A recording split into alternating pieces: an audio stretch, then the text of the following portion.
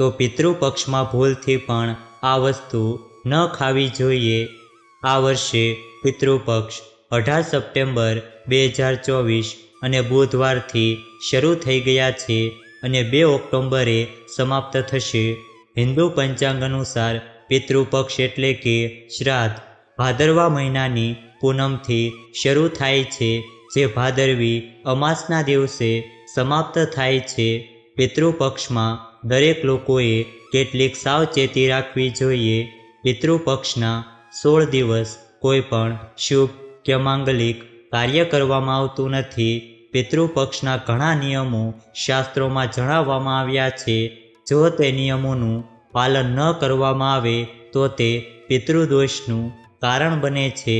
પિતૃદેવ નારાજ થઈ શકે છે।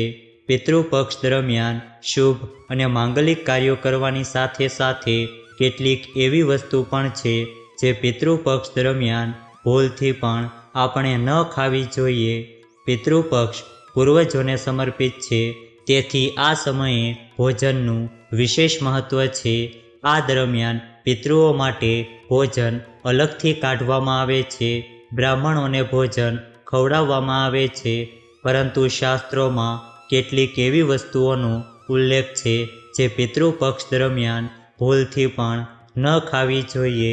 કેટલીક એવી વસ્તુઓ છે જેનું પિતૃપક્ષ દરમિયાન ન તો સેવન કરવું જોઈએ અને ન તો આ વસ્તુઓ પિતૃઓ કે બ્રાહ્મણોને અર્પણ કરવી જોઈએ।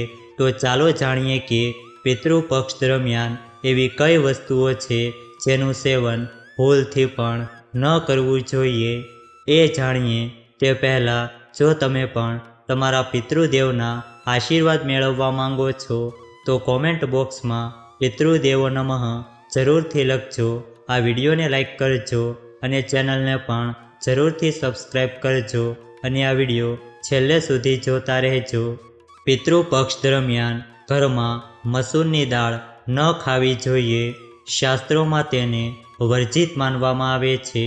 પિતૃપક્ષ દરમિયાન મસૂરની દાળ સિવાય કાળું મીઠું અને કાળું જીરું પણ ન ખાવું જોઈએ અને બ્રાહ્મણોના ભોજનમાં આ વસ્તુઓનો સમાવેશ પણ ન કરવો જોઈએ। પિતૃપક્ષ દરમિયાન ગાયનું દૂધ પીવાનું ટાળવું જોઈએ, ખાસ કરીને એ ગાય જેણે તાજેતરમાં વાછરડાને જન્મ આપ્યો છે। ભૂલથી પણ આવી ગાયના દૂધનું સેવન ન કરો। પિતૃપક્ષ દરમિયાન ખીર ચોક્કસપણે તૈયાર કરવામાં આવે છે અને પૂર્વજો અને બ્રાહ્મણોને ખીર અર્પણ કરવામાં આવે છે। એટલા માટે પિતૃપક્ષ દરમિયાન તમે દૂધમાંથી ખીર બનાવી શકો છો અને તેને અર્પણ કરી શકો છો અને તેને પ્રસાદ તરીકે સ્વીકારી શકો છો, પરંતુ ખાલી દૂધનું સેવન ન કરો, એટલે કે દૂધનું સીધું સેવન ન કરો। શ્રાદ્ધ પક્ષ દરમિયાન પિતૃઓના ભોજનમાં લીંબુ નાખવામાં આવતું નથી। તમારા ભોજનમાં તમે લીંબુનું સેવન કરી શકો છો, પરંતુ પિતૃઓના ભોજનમાં અને બ્રાહ્મણોના ભોજનમાં લીંબુ ન નાખવું જોઈએ। પિતૃપક્ષ દરમિયાન કઢી બનાવવી અને ખાવાની પણ મનાઈ છે, આનું ખાસ ધ્યાન રાખો। પિતૃપક્ષ દરમિયાન કળથીની દાળનું સેવન ન કરવું જોઈએ। પિતૃપક્ષ દરમિયાન ન તો કોઈએ વાસી ભોજન ખાવું જોઈએ અને ન તો કોઈએ કરવું જોઈએ। જો કોઈ જરૂરિયાતમંદ વ્યક્તિ તમારા દરવાજે આવે છે તો તેને પણ વાસી ભોજન ન આપો। શાસ્ત્રોમાં કહેવામાં આવ્યું છે કે પિતૃપક્ષ દરમિયાન પિતૃઓ કોઈ પણ રૂપમાં દ્વાર પર આવે છે અને જો આવી સ્થિતિમાં તમે પિતૃઓને વાસી ભોજન આપો છો તો પિતૃદોષનો સામનો કરવો પડશે। તેથી ખાસ ધ્યાન રાખો કે તમે વાસી ભોજન ન ખાવ અને ન તો કોઈને આપો। પિતૃપક્ષ દરમિયાન ભૂલથી પણ ક્યારે પાડોશી પાસેથી માંગીને ભોજન ન ખાવું જોઈએ। પિતૃપક્ષ દરમિયાન એવું કોઈ કામ ન કરો જેનાથી આપણા પૂર્વજો નારાજ થઈ શકે। ધ્યાનમાં રાખો કે પિતૃપક્ષ દરમિયાન તમે તમારા પૂર્વજો માટે જે પણ ભોજન તૈયાર કરો છો, તમારે તે ભોજનમાં તલ અવશ્ય નાખવા જોઈએ। પિતૃપક્ષ દરમિયાન જો કોઈ પિતૃઓ માટે ભોજન બનાવે છે બ્રાહ્મણોને ભોજન પીરસે છે, પંચબલિ અર્પણ કરે છે, પૂર્વજોના નામ પર કોઈ જરૂરિયાતમંદ વ્યક્તિને ભોજન આપે છે, તેને ભોજનમાં થોડા કાળા તલ અવશ્ય નાખવા જોઈએ. શાસ્ત્રો અનુસાર જે અન્નમાં કાળા તલ હોય છે તે પિતૃઓ દ્વારા સ્વીકારવામાં આવે છે, પરંતુ જે ભોજનમાં કાળા તલ ન હોય તે ભૂત પ્રેત ગ્રહણ કરે છે. એટલા માટે આ વાતનું ખાસ ધ્યાન રાખો. તમારે તમારા પૂર્વજોને તેમના ભોજનમાં કાળા તલ ઉમેરીને જ અર્પણ કરવું જોઈએ. કાળા તલ શ્રાદ્ધ ભોજનને ભૂત અને પિશાચથી બચાવે છે, એટલા માટે આ વાતનું ખાસ ધ્યાન રાખો. ગરુડ પુરાણ અનુસાર તમારે તમારા પૂર્વજો માટે કઈ કઈ વાનગીઓ તૈયાર કરવી જોઈએ. સૌથી પહેલાં દૂધ અને ખાંડની બનેલી ખીર છે. જો તમે પૂર્વજો માટે બધી વાનગી બનાવી શકતા નથી તો પૂર્વજોને સંતુષ્ટ કરવા માટે તમારે દૂધ અને ખાંડની ખીર બનાવવી જોઈએ. તેઓ આ વાનગીથી સૌથી વધુ આનંદ મેળવે છે અને તે તમારા ઉપર ખૂબ જ પ્રસન્ન થાય છે. બીજી વસ્તુ છે શુદ્ધ ઘીની રોટલી. શુદ્ધ ઘીમાંથી બનેલી રોટલી અવશ્ય બનાવો અને તમારા પૂર્વજોને યાદ કરીને એક રોટલી કાગડા માટે 2 નાની રોટલી બનાવીને ગાય અને કૂતરાને ખવડાવો. આનાથી પૂર્વજો ગમે તે રૂપમાં પૃથ્વી પર હાજર હશે તેઓ સંતુષ્ટ થશે અને ચોક્કસ તમને આશીર્વાદ આપશે. હવે પછીની વસ્તુ છે પીળી મગની દાળ અને સફેદ અડદની દાળ. ગુરુ પુરાણમાં આ બંને કઠોળનો ઉલ્લેખ છે, જેમાં 2 કઠોળમાંથી બનેલી વાનગીઓ પછી ભલે મીઠી હોય કે નમકીન હોય પિતૃઓ માટે તૈયાર કરવી જ જોઈએ. જો તમે આ દાળને તેની શ્રાદ્ધ તિથિએ બનાવશો તો તે વધુ ફાયદાકારક છે. આ સિવાય જો પૂર્વજો માટે બટેટા, ઘઉંની પૂરી, મીઠો ગોળનો રોટલો, મીઠા કેસરવાળા ભાત, કાળા ચણા અને ચણાની વસ્તુઓ તૈયાર કરવામાં આવે તો પૂર્વજો પ્રસન્ન થઈને તેઓ સ્વીકાર કરે છે.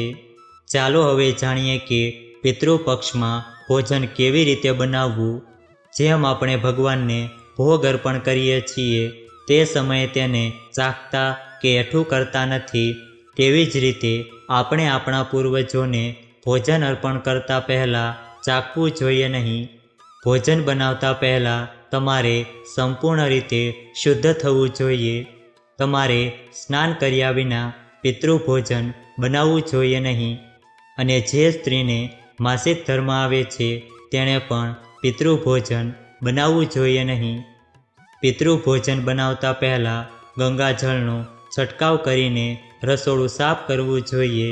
જો ગંગાજળ ઉપલબ્ધ ન હોય તો સામાન્ય પાણી છાંટીને સાફ કરવું જોઈએ અને પછી ભોજન બનાવતા પહેલાં ઓમ પિતૃદેવાય નમઃ અથવા તો ઓમ વાસુદેવાય નમઃ મંત્રોચ્ચાર કરીને ભોજન બનાવવાની શરૂઆત કરવી જોઈએ. તો ચાલો હવે જાણીએ કે કેવું ભોજન ન બનાવવું જોઈએ. પિતૃપક્ષ દરમિયાન ભોજનમાં તામસિક વસ્તુઓનો ઉપયોગ ક્યારે ન કરવો જોઈએ. માત્ર સાત્વિક ભોજન જ તૈયાર કરીને તેમને પીરસવું જોઈએ. માંસાહારી ખોરાક ક્યારે ન બનાવવો જોઈએ. તામસિક વાનગીઓની સાથે ડુંગળી, આદુ અને લસણનો પણ શ્રાદ્ધ ભોજનમાં ઉપયોગ ન કરવો જોઈએ. ભોજનમાં આ વસ્તુઓનો ઉપયોગ કરીને પૂર્વજો ખોરાકનું સેવન કરી શકતા નથી અને તેઓ ભૂખ્યા પેટે પિતૃલોકમાં પાછા ચાલ્યા જાય છે. પૂર્વજોના ભોજનમાં વધુ પડતા તેજ મસાલાઓનો ઉપયોગ કરશો નહીં. ભોજન શક્ય તેટલું મીઠું અને સાત્વિક બનાવવું જોઈએ, જેથી કરીને પૂર્વજો તેને સરળતાથી સ્વીકારી શકે. આ સૌથી મહત્ત્વની બાબત છે જે અમે તમને કહેવા માંગીએ છીએ. આપણે પિતૃઓને ભોજન તો પીરસી દઈએ છીએ અથવા તો તેનો ભોગ પિતૃઓના ફોટા સામે અર્પણ કરી દઈએ છીએ અથવા તો ગાય અને કૂતરાને પણ ખવડાવીએ છીએ, પરંતુ આપણે ભોજન સાથે જળ આપવાનું ભૂલી જઈએ છીએ. સૌથી મહત્ત્વની બાબત એ છે કે પાણી અર્પણ કરવું જોઈએ. પિતૃપક્ષ દરમિયાન જળ અર્પણ કરો જેથી કરીને પૂર્વજો તરસ્યા પિતૃલોકમાં ન જાય. આ રીતે તમે તમારા પૂર્વજોને ખવડાવીને સંતુષ્ટ કરી શકો છો.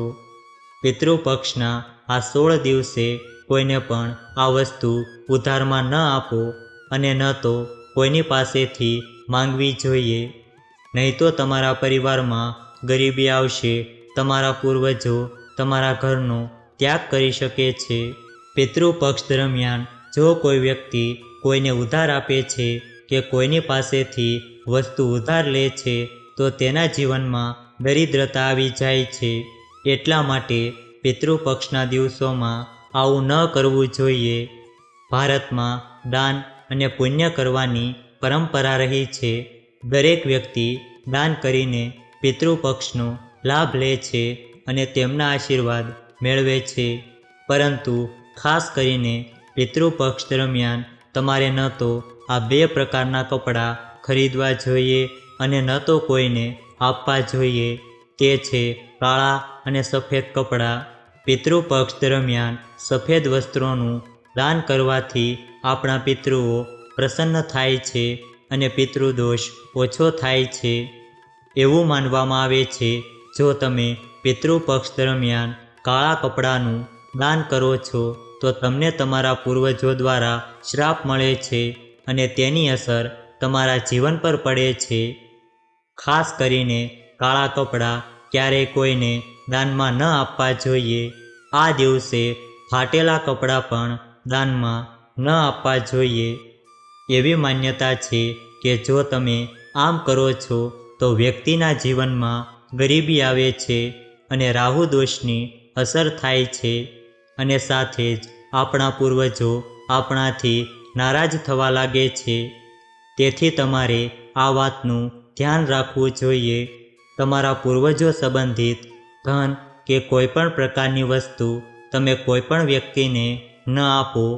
જેમ કે આપણા વડીલો દ્વારા આપવામાં આવેલ કોઈ પણ ચાંદીનો સિક્કો અથવા તો આશીર્વાદ તરીકે આપવામાં આવેલી કોઈપણ કિંમતી વસ્તુ, કોઈપણ ધાર્મિક વસ્તુ, ભગવાન સંબંધિત કોઈપણ પ્રકારનું પ્રતીક અને પૂજા સામગ્રી તમારે ભૂલથી પણ ક્યારેય કોઈને ઉધારમાં કે દાનમાં આ વસ્તુ ન આપવી જોઈએ. કારણ કે એવું માનવામાં આવે છે કે જો તમે આવી સામગ્રી અન્ય વ્યક્તિને આપો છો તો તમારા પૂર્વજો ગુસ્સે થઈ જાય છે અને વડીલો દ્વારા આપવામાં આવેલ આશીર્વાદ સમાપ્ત થઈ જાય છે. આનાથી પિતૃદોષ લાગે છે અને તમારા પૂર્વજો તમારા માટે જે કરવાના હતા તે તમે પ્રાપ્ત કરી શકતા નથી. તો સૌથી પહેલાં તમારે આ વાતનું ધ્યાન રાખવું જોઈએ. વડીલો તરફથી આદરના ચિહ્ન તરીકે મળેલી કોઈ પણ વસ્તુ ક્યારેય કોઈને પણ આ રીતે આપવી જોઈએ નહીં. તેમને હંમેશા કાળજીપૂર્વક રાખો. શ્રાદ્ધ પક્ષ દરમિયાન આપણે આપણા પૂર્વજોને તર્પણ કરીએ છીએ, પિંડનું દાન કરીએ છીએ અને ગંગામાં સ્નાન કરીએ છીએ વગેરે. પિતૃપક્ષ દરમિયાન ખાસ કરીને સફેદ વસ્તુઓ ચડાવવામાં આવે છે. આ વાત ધ્યાનમાં રાખો કે પિતૃપક્ષના દિવસે આપણા પૂર્વજોને અર્પણ કરવા સિવાય જો કોઈ તમારી પાસે વહેલી સવારે દૂધ, દહીં, છાશ માંગવા આવે અથવા તો સાંજે પૈસા ઉધાર લેવા આવે છે તો ભૂલથી પણ તમારે ન આપવા જોઈએ. જો તમે તમારા પૂર્વજોને અર્પણ કરવા સિવાય બીજું કંઈ પણ કરો છો તો તમારા પૂર્વજો ગુસ્સે થશે અને તમારે તમારા પૂર્વજોના ક્રોધનો સામનો કરવો પડશે. એટલા માટે પિતૃપક્ષ દરમિયાન કોઈ પણ વ્યવહાર ન કરવો જોઈએ. તેવી જ રીતે પિતૃપક્ષ ધન સંપત્તિ સાથે જોડાયેલો છે. પિતૃપક્ષ દરમિયાન આપણા પૂર્વજો ભૌતિક રીતે પૃથ્વી પર આવે છે અને આપણા ઘરમાં તેનું આગમન અને તેમના આશીર્વાદ સુખ અને સમૃદ્ધિમાં ફેરવાય છે. જો તમે ધન અને સમૃદ્ધિ પ્રાપ્ત કરવા માંગો છો તો તમારે ધ્યાનમાં રાખવું જોઈએ કે પિતૃપક્ષ દરમિયાન જો કોઈ વ્યક્તિ તમારી પાસે ભૂલથી પૈસા ઉધાર લેવા આવે છે તો તમારે તેને પૈસા ઉધાર ન આપવા જોઈએ અને આવી સ્થિતિમાં તમારે ઉધાર ન આપવું જોઈએ અને બીજા પાસેથી ઉધાર ન માંગવા જોઈએ. એવી માન્યતા છે કે પિતૃપક્ષ દરમિયાન તમે જે પૈસા ઉછીના આપો છો અથવા તો લ્યો છો તે ક્યારેય પાછા આવતા નથી, પરંતુ આ સમયે આપનાર અને લેનાર બંને દેવામાં ડૂબી જાય છે. આનાથી પિતૃઓનો શ્રાપ લાગે છે. પિતૃપક્ષમાં ચોખા સાથે કાળા તલ મિક્સ કરીને દાન કરવાથી પિતૃદોષ હંમેશા માટે દૂર થઈ જાય છે. આપણા પૂર્વજો ખુશ થાય છે. રોટલીમાં ગોળ અને થોડા કાળા તલ નાખીને ગાયને ખવડાવવાથી પિતૃદોષ કાયમ માટે દૂર થઈ જાય છે. તાંબાના વાસણમાં થોડું ગંગાજળ મિક્સ કરીને તેમાં થોડા તલ ઉમેરીને પીપળાના ઝાડના મૂળમાં ચડાવવાથી પિતૃદોષ કાયમ માટે દૂર થઈ જાય છે. જો તમે કોઈને ભેટ આપવા માંગતા હો અથવા તો ભેટ તરીકે કઈ વસ્તુ આપવા માંગતા હો તો ખાસ કરીને પિતૃપક્ષ દરમિયાન તમે તમારી પહેરેલી ઘડિયાળ અથવા તો બજારમાંથી ખરીદેલી નવી ઘડિયાળ કોઈને આપવી જોઈએ નહીં, કારણ કે દરેક વ્યક્તિનો સારો અને ખરાબ સમય ચાલતો રહે છે. તમારે કોઈની પાસેથી ઘડિયાળ ન લેવી જોઈએ. જો કોઈનો સમય સારો છે અથવા તો તમે પણ સારો સમય પસાર કરી રહ્યા છો અને જો તમે તમારો સમય બીજા કોઈને આપો છો તો આવનારા સમયમાં તમને સારા પરિણામો જોવા નહીં મળે. પિતૃપક્ષ દરમિયાન પતિ અને પત્નીએ અંતર જાળવવું જોઈએ, કારણ કે આ સમય દરમિયાન આપણા પૂર્વજો આપણા ઘરની અંદર આપણી આસપાસ હાજર હોય છે અને જો તમે આમ કરશો તો આપણા પૂર્વજો ગુસ્સે થઈને ચાલ્યા જશે. સ્ત્રીઓને એવી આદત હોય છે કે જ્યારે રસોડામાં કોઈ પણ પ્રકારની ચીજવસ્તુની અછત હોય ત્યારે તેઓ તેમના પડોશીના ઘરે જઈને વસ્તુ માંગતા હોય છે. તેના ઘરેથી તેલ, ઘી કે હળદર માંગવામાં આવે છે. આ 3 વસ્તુઓને સૌભાગ્યનું પ્રતીક માનવામાં આવે છે. ખાસ કરીને પિતૃપક્ષ દરમિયાન જે ઘરમાં આ વસ્તુઓ હોય છે ત્યાં સુખ અને સમૃદ્ધિ રહે છે. તેથી પિતૃપક્ષ દરમિયાન તમારે ભૂલથી પણ તમારા ઘરમાંથી આવી કોઈ પણ વસ્તુ ઉધાર આપવી જોઈએ નહીં અને ન તો લેવી જોઈએ. જો તમે આ ભૂલ કરશો તો તમારા પરિવાર પર દુઃખદ પરિણામ આવી શકે છે અને તમારા ઘરની સુખ અને સમૃદ્ધિ બીજાના ઘરે જાય છે. જો કોઈ વ્યક્તિ પિતૃપક્ષ દરમિયાન દરરોજ મીઠાનું દાન કરે છે તો તેના આશીર્વાદ વિશેષ બની જાય છે. તેમના પૂર્વજોના આશીર્વાદ હંમેશા તેમના પર વરસતા રહે છે. તમારે દરેક સંજોગોમાં પિતૃપક્ષ દરમિયાન મીઠાનું દાન કરવું જોઈએ. મીઠાનું દાન ગુપ્ત દાન માનવામાં આવે છે. જો તમે સુખ સમૃદ્ધિ ઈચ્છતા હો, તમારા પૂર્વજોના આશીર્વાદ ઈચ્છતા હો તો પિતૃપક્ષ દરમિયાન મીઠાનું દાન કરવાનું ભૂલશો નહીં. મીઠાનું દાન કરવું શ્રેષ્ઠ અને શુભ માનવામાં આવે છે. જો આ વિડીયો તમને પસંદ આવ્યો હોય તો વિડીયોને લાઈક કરજો, ચેનલને પણ જરૂરથી સબસ્ક્રાઈબ કરજો અને બાજુમાં આપેલા બેલ આઇકનને પ્રેસ કરીને ઓલ ઉપર સિલેક્ટ કરી લેજો, જેથી તમને વિડીયોની નોટિફિકેશન સૌથી પહેલાં મળતી રહે. અને કોમેન્ટ બોક્સમાં પિતૃદેવો નમઃ જરૂરથી લખજો. વિડીયોને છેલ્લે સુધી જોવા બદલ આપનો ખૂબ ખૂબ આભાર.